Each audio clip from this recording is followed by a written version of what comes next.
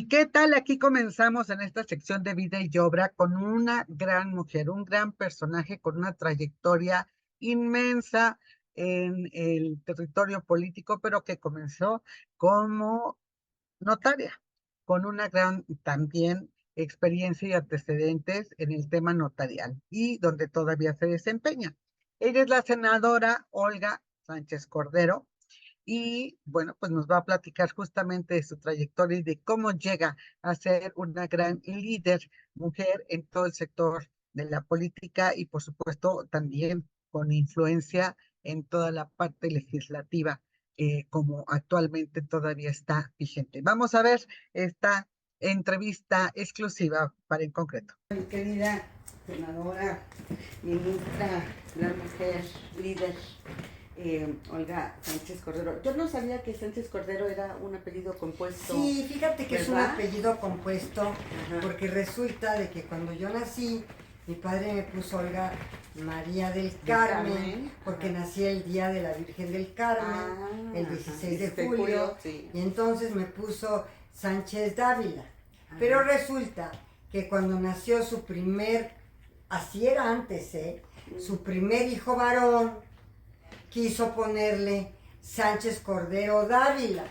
Okay. Y entonces pues a mí me volvió a registrar y entonces ya me puso Sánchez Cordero Dávila. Es decir, por la llegada de su primogénito varón, unió el apellido. Okay. Sí, ahora lo vi y dije, ay, mira, no es Sánchez Cordero, es Sánchez Cordero. Dávila. Y Y mi madre es Dávila, orgullosamente Dávila de Coahuila. además, ¿usted nació allá? No, fíjate que mi madre no estuvo aquí en la Ciudad de México y entonces me decía chilanga, me decía, a ver mamá, tú me dices a mí chilanga cuando tú me pudiste ir a tener allá a Coahuila y tú eres de Arteaga y de Saltillo y de Viesca, tu familia y tus abuelas de Viesca y de Torreón y bueno, y a mí y Saltillo y a mí me dejaste, pues nacimos aquí en la Ciudad de México, entonces ni modo, yo soy chilanga y tú eres norteña, ¿qué más quieres que te diga? Pero, ¿cómo llega una mujer líder como usted, pues hasta donde está? Viendo en retrospectiva, porque quiero llegar a la parte de las recomendaciones para las mujeres, la formación de nuevas generaciones, ¿no? De mujeres líderes que bien nos hacen falta. Es tiempo de mujeres, ¿no? Decimos, pero sin duda se tienen que preparar. Viendo en retrospectiva su trayectoria, qué característica de su personalidad, de su formación, de su educación, de su carácter, la ha llevado hasta este lugar, hasta este liderazgo? Desde luego, mucho la influencia de mi abuela y de mi madre, porque ellas eran unas libertarias. Después otra cosa que mi madre hizo por las mujeres, somos 3 mujeres y 3 hombres.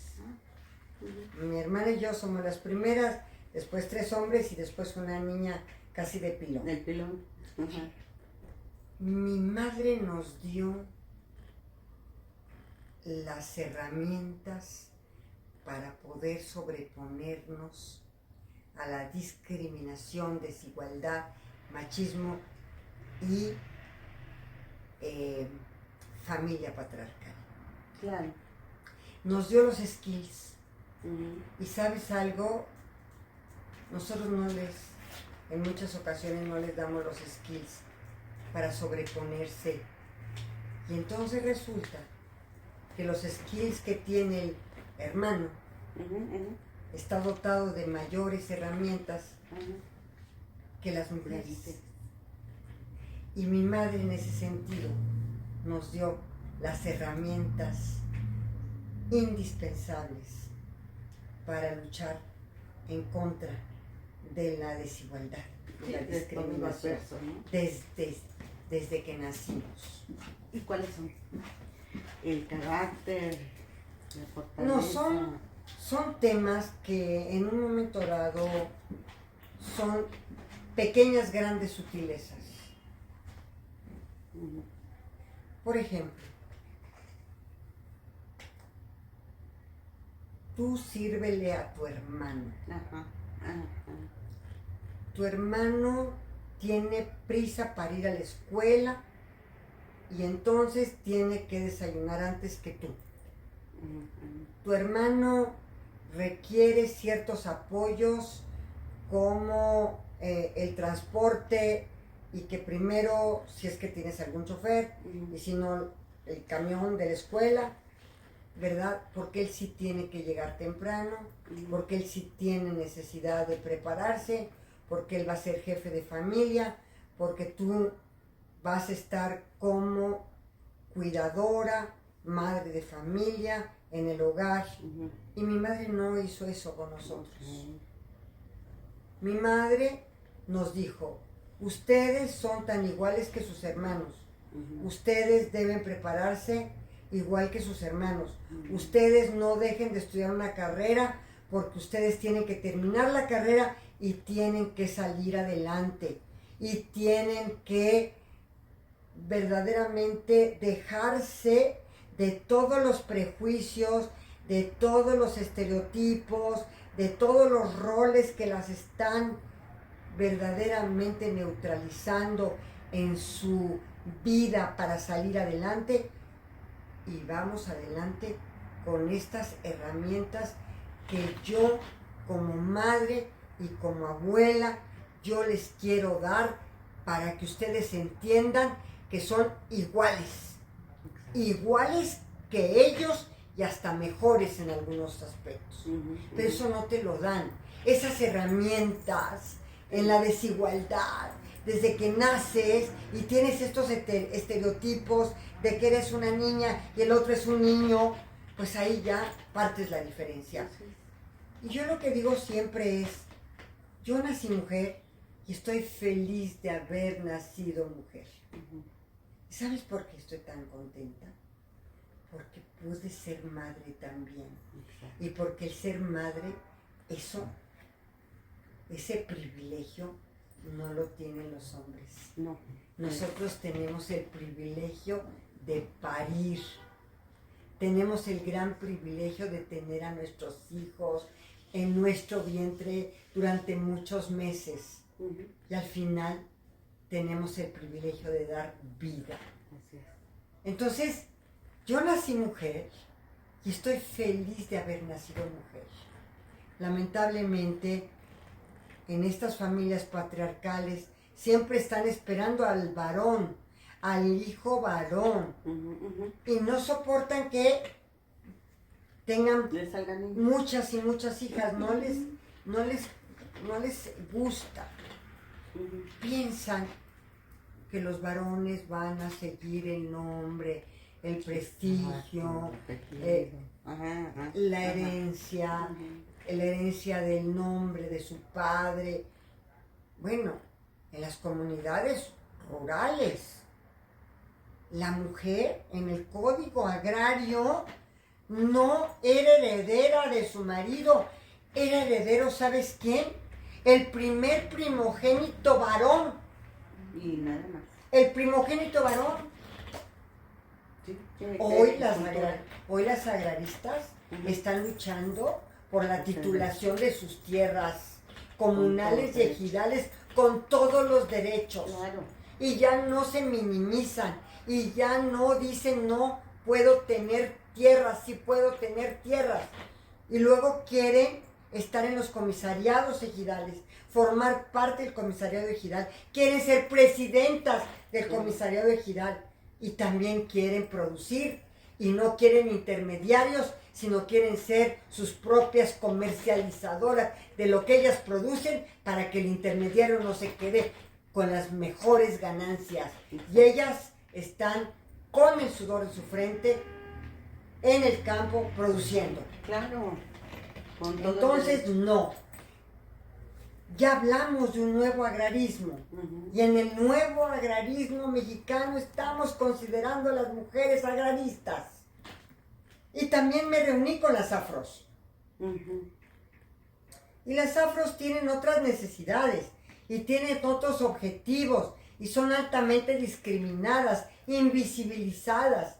Ellas quieren la inclusión, porque obviamente siempre hablamos de nuestros pueblos originarios. Pues sí, porque son nuestros pueblos originarios. Pero los afros mexicanos no son pueblos originarios. Ellos llegaron de África. Entonces ellos siempre se han sentido excluidos. No se han sentido incorporados. Y las violencias que ella sufre son triples o cuádruples violencias. Y entonces me he reunido con ellas. También me he reunido con académicas, con estudiantes, con investigadoras, con grupos de mujeres empresarias. Y ha sido tan interesante porque todas me han dado una opinión sobre lo que requieren, sobre lo que necesitan, sobre sus ideales, sobre sus objetivos, sobre sus obstáculos para ser empresarias, sus obstáculos para tener tierra, para poder ser titulares, los obstáculos de las mujeres urbanas para ser propietarias de sus viviendas. Exacto. Entonces, esto ha sido maravilloso. Yo llevo ya varios meses en los diálogos, porque no solamente la doctora me invitó a los diálogos en este proceso, sino que yo ya estaba en diálogos cuando hicimos el proyecto de Nación por parte Morena. Y a mí me tocó con Elvira Concheiro y con Ana Francis el tema de mujeres. Ajá. Y entonces fue un espectro maravilloso en donde estuvimos escuchando cosas increíbles y maravillosas. Y donde yo más me retroalimento, ¿sabes a dónde es? Entonces, Con las estudiantes y las jóvenes. las nuevas generaciones. ¿Sabes por qué? Porque ellas ya tienen una nueva cosmovisión de lo que es el feminismo. Y ellas ya no tienen este tema de desigualdad. Ellas se sienten y son iguales que sus compañeros. Entonces ya no hay esto de, yo no tengo oportunidades, yo tengo todo. No, yo soy igual. Ya traen el nuevo chip. El chip, ¿no? de la igualdad. ¿Verdad? Eso, exacto. Y entonces viven y ejercen el a mí me feminismo. encanta, porque yo les he dicho, yo aprendo mucho de ustedes. No obstante, toda mi carrera llevo 50 años, 60 años, 60 años llevo de feminista y 50 y tantos años llevo ya en mi profesión de abogada. Pero, ¿sabes? Aprendo de ellas, aprendo de las mujeres, de las nuevas generaciones, aprendo de mis nietas que están ya en las universidades. Wow, qué satisfacción. Y entonces esto para mí es un sueño hecho realidad, y que vaya a llegar una mujer a la presidencia después de 60 años que tengo en los movimientos feministas. Y en la historia de México, Y en primer la presidenta. historia, primer presidenta. Fíjate, yo cuando empecé en el año de 1965, empecé en los movimientos feministas, porque yo veía las desigualdades normativas en la propia norma del Código Civil. Eran unas discriminaciones que, bueno, si yo te las platico no las vas a creer. Pero no, las mujeres, los únicos que administraban la sociedad conyugal eran los hombres, los que decidían en dónde establecer el domicilio conyugal era el hombre. Para hasta contratar teníamos que pedirle permiso al marido para contratar con él. Bueno, imagínate que teníamos que pedirle autorización para interponer un juicio de amparo. Entonces yo decía, esto no puede ser. No puede ser. Y entonces empecé en los movimientos. Pero yo te puedo decir algo. Los movimientos feministas siempre fueron de izquierda, porque en la derecha no cabían los movimientos feministas en los 60 ni en los 70. Nunca nos respetaron nuestros derechos. Ahora se quieren montar en los derechos. O ellos quieren ser progresistas, pero no se les da. De origen no lo tenían. Ni en el ADN lo tienen. Ni en el ADN, ¿no? No tienen en el ADN las libertades de las mujeres. No lo tienen. Pues es mucho el avance, pero también son todavía muchos los obstáculos, ¿no? En su trayectoria Pues yo creo que ha vivido muchos obstáculos con toda esta educación y cultura, pues básicamente patriarcal y machista, pero me gustaría más preguntarle cuál de todos los cargos que ha ejercido en su interesante trayectoria profesional le ha llenado más.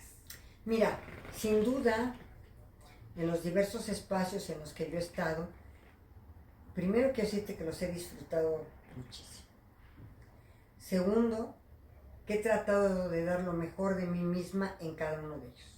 Uh-huh. Cuando llegué a la corte, y estuve 21 años en la corte, sí, pues lo que quería yo era la igualdad, la protección de la mujer, uh-huh, la erradicación de las violencias, uh-huh, el avance en la educación de las mujeres y en la incorporación de las mujeres al desarrollo del país.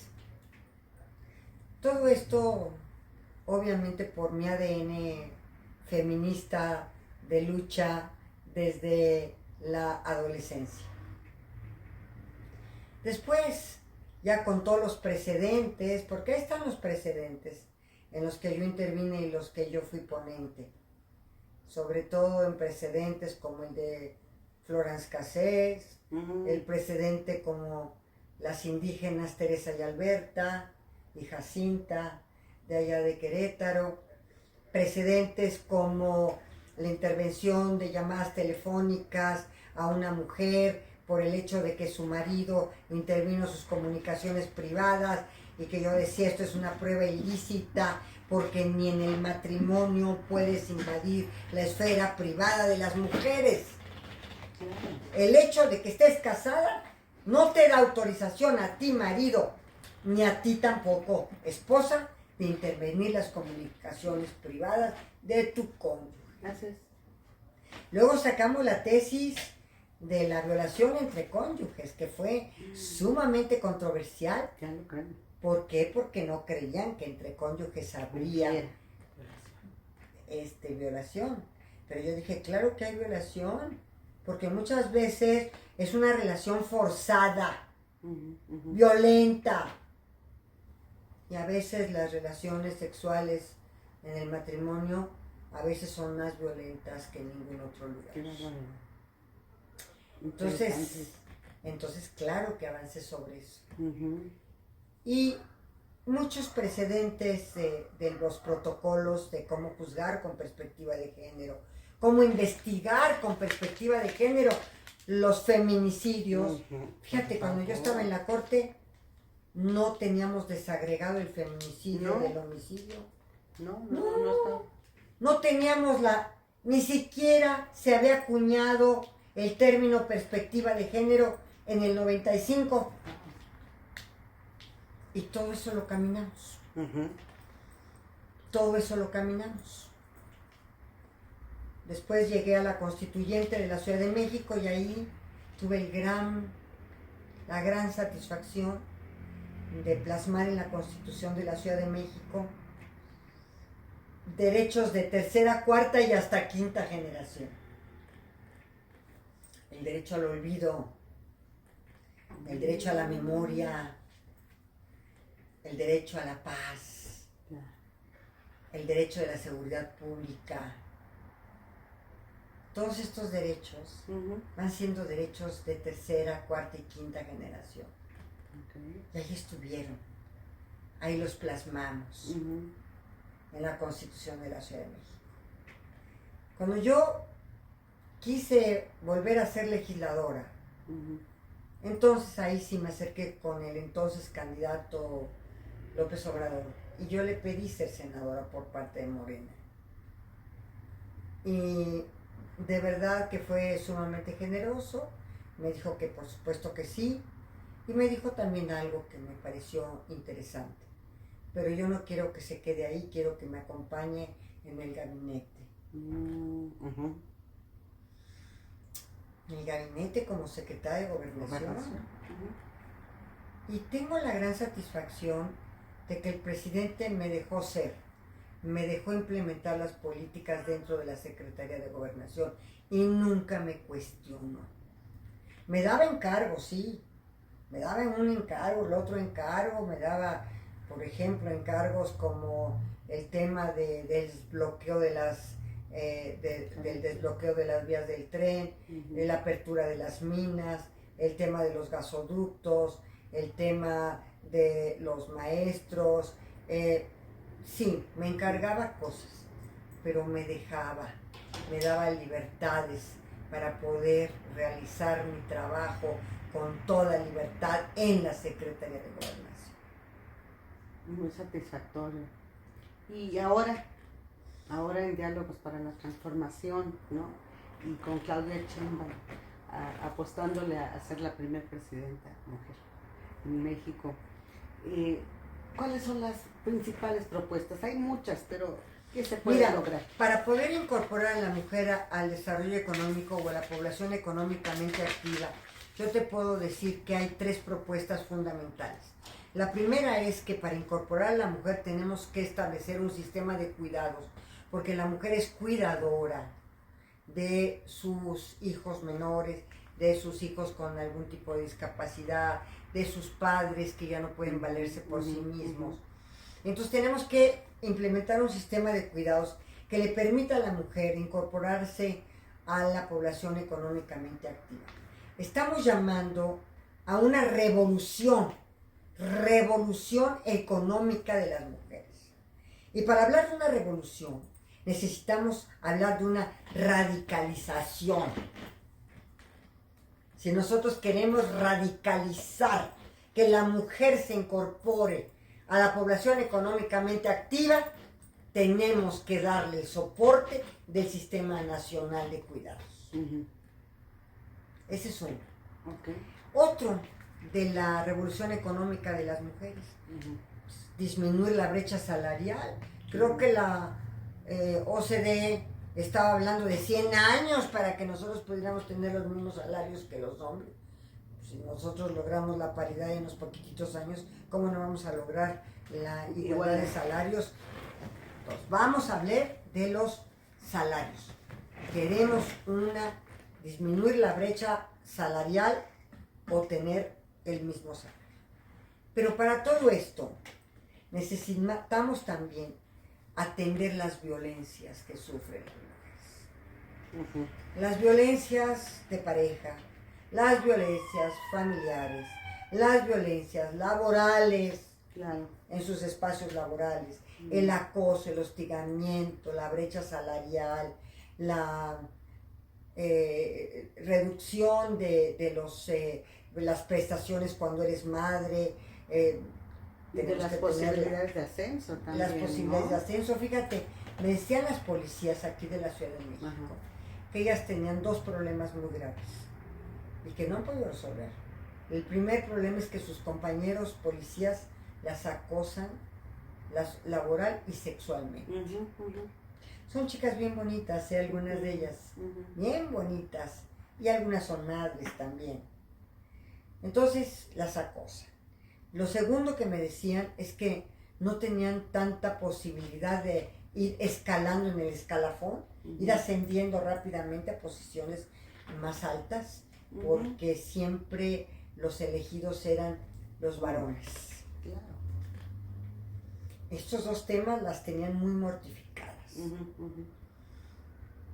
Yo les dije que íbamos a tener que implementar normativamente también algo para que ellas pudieran escalar rápidamente en igualdad de circunstancias que ellos en la jerarquía de la policía, y que lamentablemente tener que sancionar al acosador. Claro. Y no solamente eso, sino que tenemos que propiciar la cultura de la denuncia. Claro. Porque luego resulta que las víctimas de la violencia, resulta que son las victimarias. Pobrecito de este policía, pobre maestro, esta joven conflictiva le quiere hacer la vida de cachos, quiere terminar con su vida profesional, y entonces, así es. Cierto, lo hemos oído tantas veces. Y luego resulta que la víctima es la victimaria del susodicho, del susodicho agresor. No. No puede ser eso. Y también ahora hay otros tipos de violencia que se están visibilizando y que siempre habían existido, como por ejemplo la violencia obstétrica.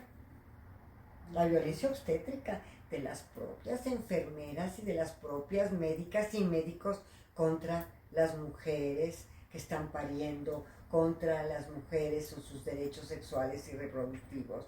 A ver, está visibilizándose. Hay que tomar protocolos para evitar la violencia obstétrica. También tenemos violencia vicaria. Ahora ya se visibilizó la violencia vicaria, que toman a los niños como rehenes para de verdad lastimar a las mujeres, a las madres.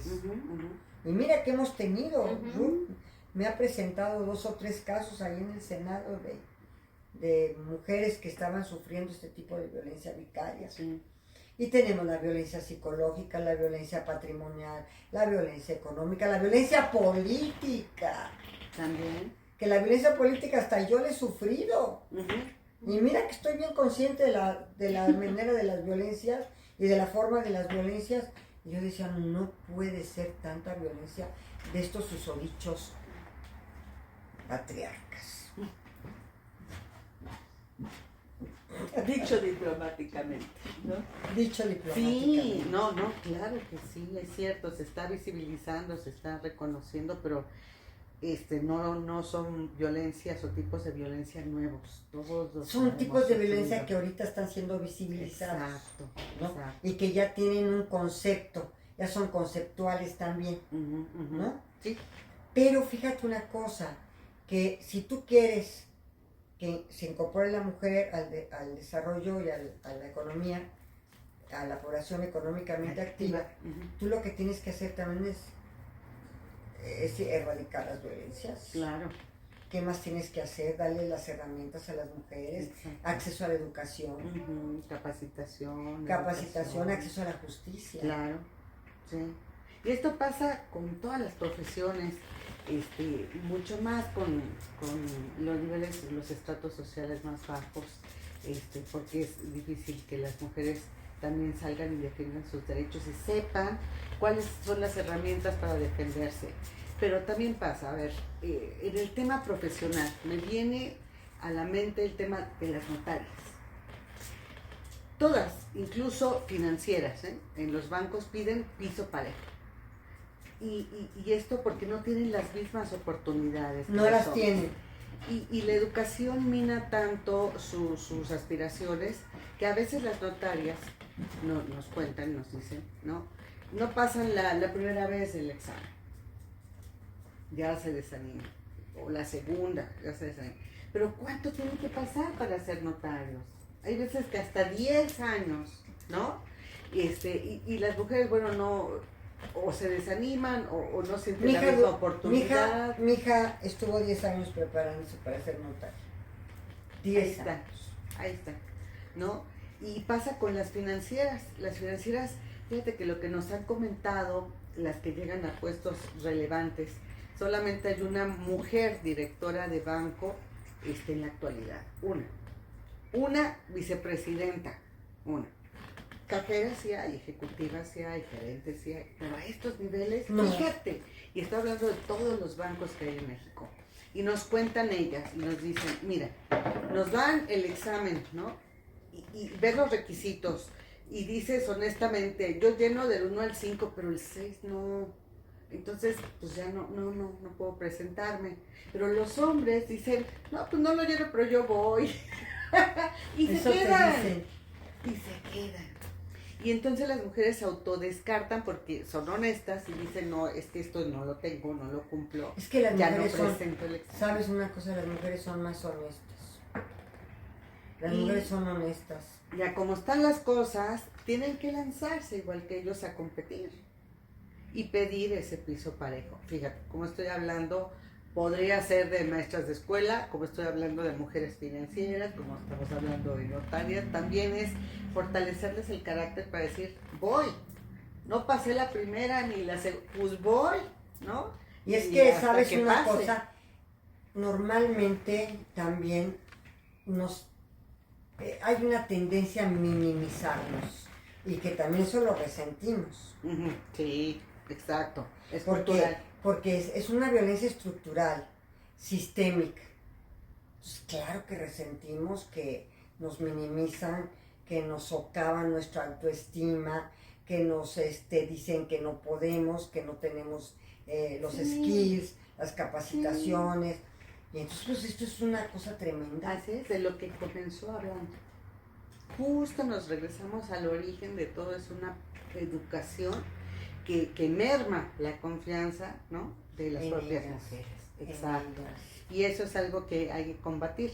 Pero me gustaría llegar justo a esas recomendaciones de su parte, de esta gran líder, con esta brillante trayectoria y gran experiencia. Mucha experiencia, tiene. mucha experiencia. ¿Cómo compartir con estas mujeres? ¿Cómo empoderar a las nuevas generaciones, no? Pero mira, Justo. lo primero que quiero decirles, Ajá. si me permites un consejo, Claro. es tener la seguridad de que lo pueden hacer y de que pueden llegar. Así es. Es lo primero. Ujú, ujú. Yo soy yo y yo puedo. No obstante, soy mujer, al contrario. Soy mujer y puedo hacerlo mejor.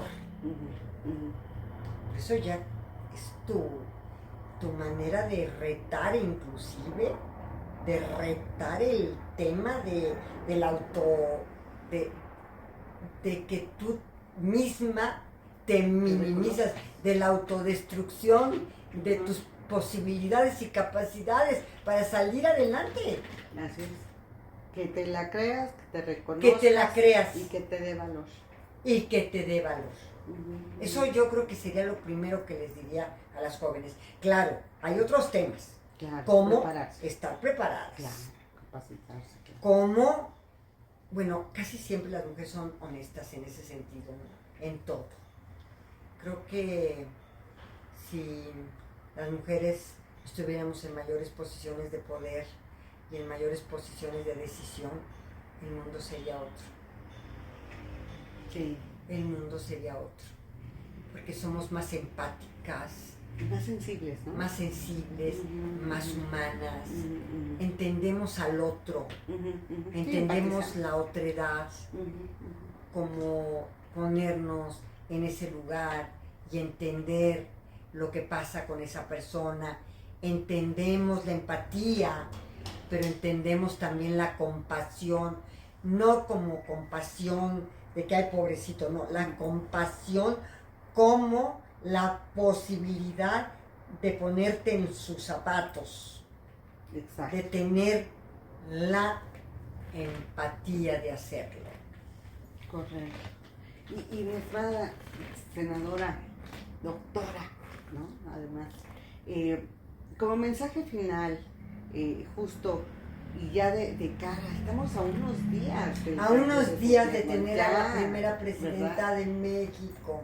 ¿Cuáles deben de ser las prioridades en un país con tantas desigualdades, con tantos retos, ¿no? Mira, que se tienen yo que te lo cumplir? englobaría en una palabra. Ujú. Por eso estoy en la izquierda. La palabra es algo muy difícil, pero es un ideal maravilloso. La justicia social por encima de todo. Evitar las desigualdades, las asimetrías, no solamente en la relación entre un hombre y una mujer y las posibilidades que tenga esta mujer de salir adelante y de ocupar posiciones de decisión, sino también la gente, la población. Nosotros tenemos que verla y tenemos que caminar hacia una justicia social en todo lo que esto significa. Justicia en la impartición de justicia, justicia económica en las oportunidades de ascender, justicia laboral, justicia en materia de salud, justicia social. Ese sería lo primero de una presidenta mujer, la sensibilidad hacia el otro y la sensibilidad para entenderlo. Correcto. No, pues yo muy agradecida, muy conmovida con su plática. Ay, muchas gracias. Muchas Yo gracias estoy aquí por- para servirte. Es la primera de muchas que vamos a hacer. Seguro, seguro.